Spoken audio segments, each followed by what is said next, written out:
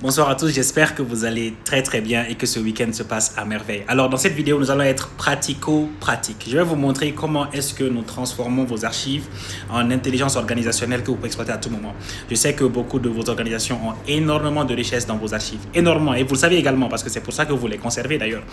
Vous avez des documents physiques, peut-être que c'est ça que vous avez dans vos armoires, où vous avez vos différents rapports sur plusieurs années, vos documents d'activité sur plusieurs années, vos propositions sur plusieurs années, les factures, les contrats, énormément de richesses qui sont très souvent soit dispersées en différents ordinateurs, disques durs, etc., ou même sur sont des documents physiques dans des armoires qui deviennent plutôt des archives, donc des documents qui sont là, mais dont les connaissances et les données ne sont pas en fait exploitées parce que on n'a pas vraiment accès.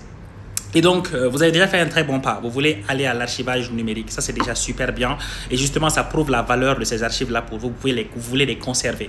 Mais est-ce que vous pouvez aller au-delà de la simple question de conservation de ces archives, mais de pouvoir maintenant donner vie à ces informations-là et à ces données-là. Donc, pouvoir accéder à ces données de manière instantanée quand vous en avez besoin et pouvoir les utiliser pour autre chose. Par exemple, pour vos réflexions stratégiques, pour la génération de nouveaux documents comme vos rapports, de nouveaux contrats, etc.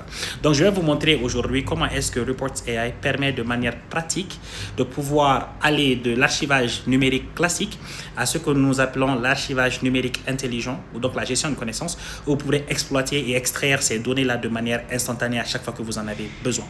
Alors, c'est hyper simple. On va se connecter sur Reports AI, qui est une plateforme web. Vous pouvez également expérimenter de votre côté.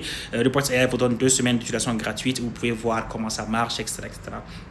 Alors, c'est très simple. Je vais me connecter avec Google. J'ai déjà un compte sur le portail. Si j'en ai pas, si je me connecte avec Google, ça va me créer un compte de manière automatique.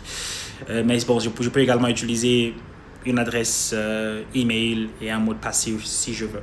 Alors, quand vous vous connectez, vous tombez sur cette page-là. Donc, c'est la page de génération des rapports. Dans une autre vidéo, je vais vous montrer comment ça marche, comment est-ce que nous pouvons générer des rapports de très, très haute qualité à partir de vos données. Report AI est une plateforme qui est hyper focus sur la question de protection des données et la question de propriété des données organisationnelles. Si vous voulez échanger avec nous sur comment est-ce que nous assurons justement cette protection de vos données ou le fait que vos données vous appartiennent, vous pouvez nous contacter car nous permettons même aux organisations d'avoir un déploiement directement sur leur propre serveur de Reports AI et donc de n'interagir avec aucune autre source d'information. Mais même si vous hébergez ou vous utilisez notre plateforme à notre niveau, c'est nous-mêmes qui garantissons et assurons la sécurité de vos différentes données. Alors aujourd'hui, on n'est pas là pour générer les documents, mais plutôt pour créer des bases de connaissances. Et donc, les bases de connaissances, c'est quoi? C'est comme des dossiers classiques dans lesquels vous allez pouvoir mettre tous vos documents. Mais là, c'est des bases de connaissances que vous pouvez créer. Par exemple, vous pouvez créer un dossier rapport 2025 et vous pouvez y mettre tous vos rapports 2025. Et donc, quand vous avez besoin d'informations sur l'année 2025, vous pouvez juste demander à l'IA d'aller chercher dans cette base de connaissances-là et de vous ramener les informations. On va faire un exemple ensemble. Je vais créer une base de connaissances ici que je vais appeler archive 2026. Là, je vais garder le même nom pour la description. Je peux rendre ça privé si je veux garder juste pour moi ou je peux rendre ça public. Je peux même partager ça avec quelqu'un d'autre. Imaginez que vous travaillez avec des partenaires sur un projet en commun. Vous pouvez créer une base de connaissances ensemble, mettre tous vos documents projet, mettre tous les rapports, les documents de recherche sur lesquels vous travaillez et vous pouvez juste partager ça avec tout le monde. Donc, tous les partenaires ont accès à cette connaissance-là ensemble. C'est ça le partage de connaissances. Et donc, ça, je vais garder ça sur privé et je vais créer ma nouvelle base de connaissances. Voilà, elle est créée. Et là, comment est-ce que j'importe les documents? De manière très simple. Je viens d'importer de nouveaux fichiers et je sélectionne mes fichiers. Je peux importer, il n'y a pas de limite dans le nombre de fichiers que vous pouvez importer. Il n'y a pas de limite.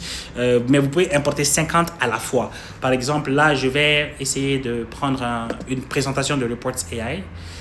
Ça, c'est un document PDF. Je veux mixer avec un document, un truc de comparaison de prix, de denrées sur le marché malien et un autre document en anglais par exemple. Là, ça me fait un PDF, 2 PDF, un en anglais, un en français et un document Excel comme vous pouvez le voir. Là, je vais les importer dans notre base de connaissances. Ça prend en général juste quelques minutes, dépendamment de votre Internet, mais quelle que soit la vitesse de votre Internet, ça va prendre beaucoup de temps. Là, c'est bon. La plateforme a déjà retiré tous les points de données qui existent justement dans mes différents documents. Vous voyez, ça a trouvé jusqu'à 32 points de données que l'IA va garder en tête quand je vais lui poser des questions. Je vais importer ça sur mon dans ma base de connaissances.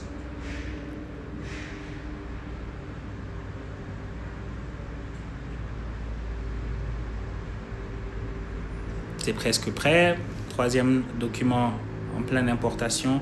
Ah, le troisième document, c'est même pas un PDF, c'est plutôt une présentation PowerPoint, un PPTX comme vous pouvez le voir. C'est très bien. Ça nous fait un mix de types de documents. Alors là, j'ai déjà ma base de connaissances qui est là. J'ai 3 documents dedans et j'ai 32 points de données. Alors si j'ai besoin d'avoir une information, par exemple, sur les archives que je viens de créer, je viens dans mon IA ici qui est dédié à mon organisation. Et là, je peux créer une nouvelle conversation.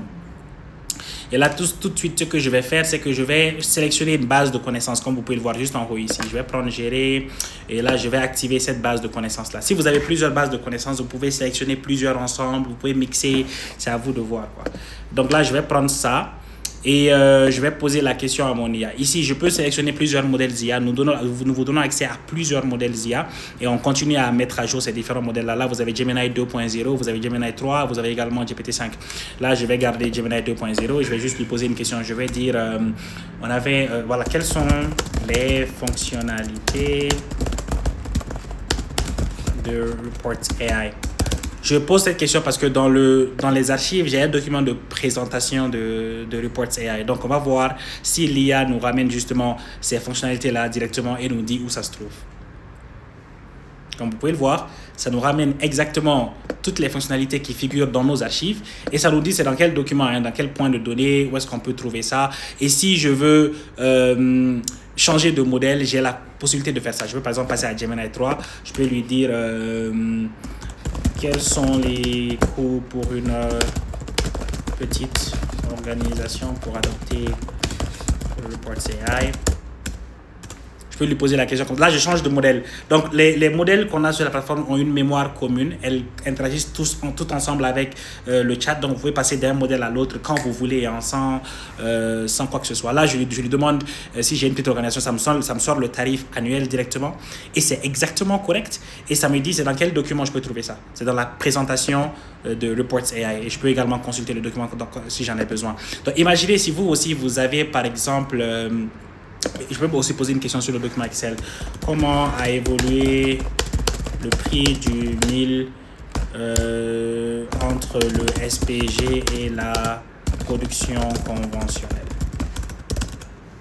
Je peux faire des erreurs, c'est pas grave.